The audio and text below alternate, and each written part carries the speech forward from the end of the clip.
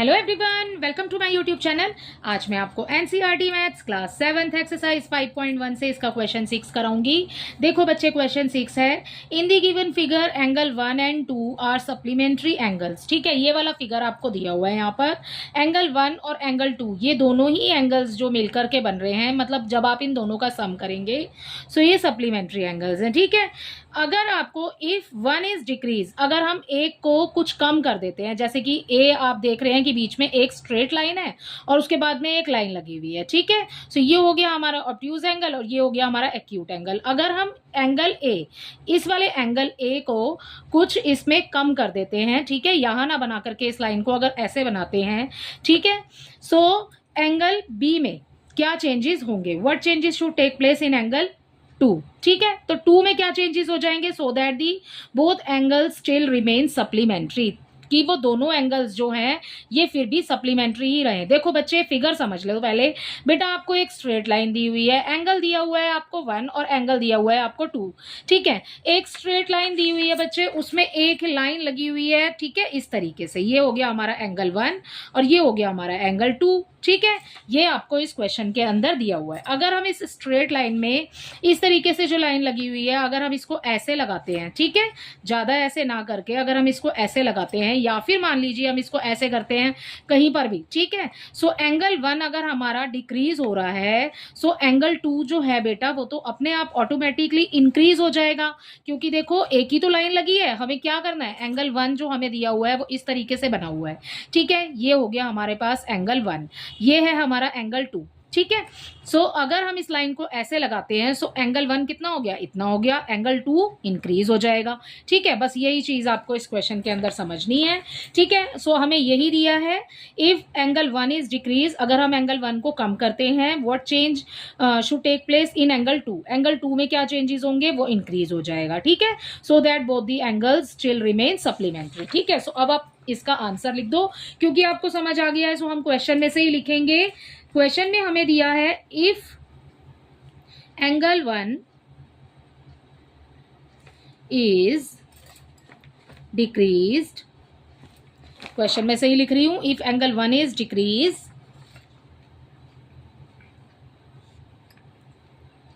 Bye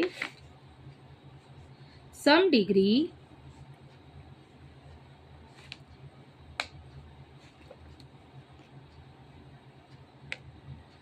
some degrees, then angle 2 will also be, ये decrease हो रहा है, सो एंगल 2 क्या हो जाएगा, इंक्रीज हो जाएगा, also be increased with same degree. ठीक है, सो ये हो गया आपका इसका आंसर। सो ये आपको आगे क्वेश्चन में भी दिया है यहां पर बेटा, सो दैट, ठीक है, so both the angles will remain supplementary. ठीक है, यही है इसके क्वेश्चन का आंसर। सो इसी के साथ आपका क्वेश्चन नंबर 6 कंप्लीट होता है। बस आपने इतना ही करना था, आपको इस क्वेश्चन में इस फिगर को समझना है। अगर आपने 1 को डिक्रीज किया, सो 2 में क्या चेंजेस होंगे, 2 में चेंजेस ये होंगे, अगर हम 1 को डिक्रीज कर रहे हैं, सो जो एंगल 2 है वो इंक्रीज हो जाएगा। ठीक है, और जो एंगल्स हैं वो सप्लीमेंट्री ही रहेंगे। ठीक है, सो सप्लीमेंट्री एंगल कितने डिग्री के होते हैं, 180 डिग्री के। अब देखो, अब इसको ऐसे भी समझ सकते हो आप, अगर मान लीजिए ये 120 है, ठीक है, सो ये कितना हो जाएगा, ये 60 हो जाएगा। ठीक है, 120 और 60 180 हो गया। ठीक है, अब 120 प्लस 60 तो टोटल कितना हुआ, 180 हो गया। ठीक है, डिग्री लगा देंगे। अगर हम इसको 120 की जगह 110 कर देते हैं, तो ये कितना हो जाएगा, ये 70 हो जाएगा। ठीक है, जब हम इसको कम कर रहे हैं तो ये इंक्रीज हो जाएगा। सो बस आपने इस क्वेश्चन में यही चीज समझनी है, जो टोटल है वो आपका 180 ही रहेगा, मींस जो आपके एंगल है वो सप्लीमेंट्री ही रहेगा। ठीक है, सो इसी के साथ आपका क्वेश्चन नंबर 6 कंप्लीट होता है। आई होप ये आपको अच्छे से समझ आया होगा। क्वेश्चन नंबर 7 देख लो।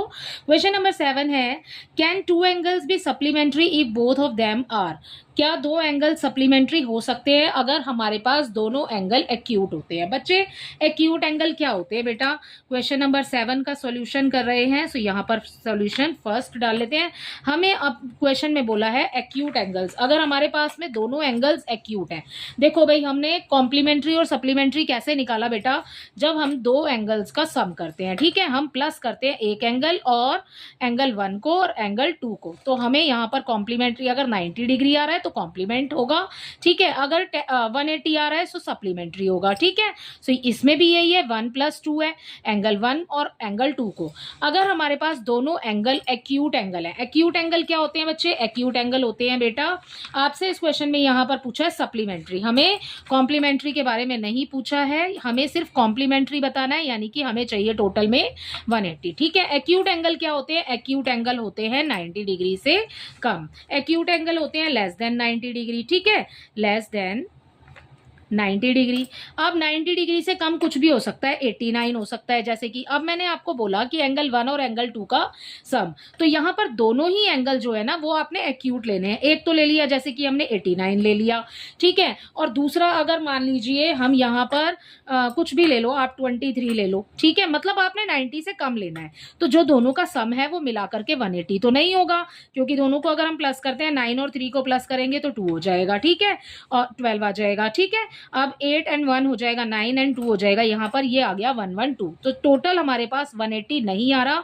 तो अगर हमारे पास दोनों एंगल एक्यूट एंगल है बच्चे, ठीक है, सो हमारे पास जो एंगल्स हैं वो सप्लीमेंट्री नहीं होंगे, ठीक है। सो इसका आंसर जो आपके इस वाले का हो जाएगा, आंसर हो जाएगा no, sum of acute angles, ठीक है, क्योंकि आपसे क्वेश्चन में एक्यूट एंगल ही बोला है तो एक्यूट एंगल लिखना है आपने यहाँ पर।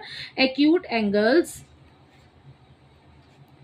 इज लेस देन, किससे कम आ रहा है? 180 से कम आ रहा है, क्योंकि हमने यहाँ पर एग्जांपल लिया है, ठीक है, लेस देन 180 डिग्री, नो, ठीक है, इसका आंसर हो जाएगा नो। अगला देखिए, यहाँ पर आपको बोला है कि अगर आपके पास दो एंगल्स ऑब्ट्यूज एंगल है, ऑब्ट्यूज एंगल क्या होता है? मोर देन 90 डिग्री, ठीक है, सेकंड पार्ट कर रहे हैं इसका यहाँ पर, ठीक है, मोर देन 90 डिग्री, ठीक है। सो आपको यहाँ पर ऑब्ट्यूज एंगल बोला है, ऑब्ट्यूज क्या होता है बेटा? मोर देन 90 डिग्री, मतलब कि आपके पास जो एंगल्स हैं वो 90 डिग्री से ज्यादा होंगे। 90 डिग्री से ज्यादा आप कुछ भी ले लो, चाहे 90 डिग्री से ज्यादा 91 ले लो आप, ठीक है, 91 और 91, अगर मान लीजिए मैंने दोनों ही 91 ले लिए, ठीक है, तब भी हमारे पास जो सम होगा वो हो जाएगा 182, जो कि 180 डिग्री से ज्यादा है, ठीक है। सो क्या ये सप्लीमेंट्री होगा? नहीं होगा। सो हम यहां पर लिखेंगे अपने आंसर में no, sum of obtuse angle, जैसे हमने ऊपर लिखा है यहां पर लेस देन है, मोर देन आ जाएगा यहां पर, ठीक है, sum of obtuse angles is greater than 180 degree, ठीक है, 180 से ज्यादा हो रहा है, ठीक है, दोनों का सम जब हम करेंगे।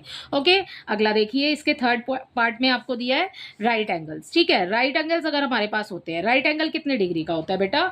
राइट एंगल होता है बेटा 90 डिग्री का, तो 90 + 90, ठीक है, तो 90 + 90 कितना हो जाएगा? 180 हो जाएगा, ठीक है। सो हमारे पास में अब हमें मिल गया दो एंगल्स का सम करके 180 डिग्री, सो 180 डिग्री मिल गया। सो अब ये जो अगर हमारे पास दो राइट एंगल होते हैं, सो हमारे पास जो दोनों का सम है ना वो हो जाएगा सप्लीमेंट्री। सो इस थर्ड वाले के आंसर में आप लिखेंगे yes, sum of two right angles is 180 degree. दो राइट एंगल का जब हम सम करते हैं तो 180 डिग्री होता है, ठीक है। आपसे क्वेश्चन में पूछा था can two angles be supplementary, क्या दो एंगल सप्लीमेंट्री हो सकते हैं? यस, हो सकते हैं अगर वो दोनों एंगल्स राइट एंगल होते हैं। अगर वो दोनों एंगल ऑब्ट्यूज होते हैं तो बेटा मोर देन 90 डिग्री हो जाएगा, सो जो प्लस करेंगे वो 180 डिग्री से ज्यादा आएगा, ठीक है। अगर एक्यूट होते हैं तो वो लेस देन हो जाएगा 180 डिग्री, ठीक है। सो इसका आंसर भी नो हो जाएगा, इसका आंसर भी नो हो जाएगा, और जो राइट एंगल होंगे उसका आंसर आ जाएगा हमारे पास में? यस, यही हमसे इस क्वेश्चन में पूछा है। आई होप इसका question number 6 and question number 7 आपको अच्छे से समझ में आया होगा। Thank you.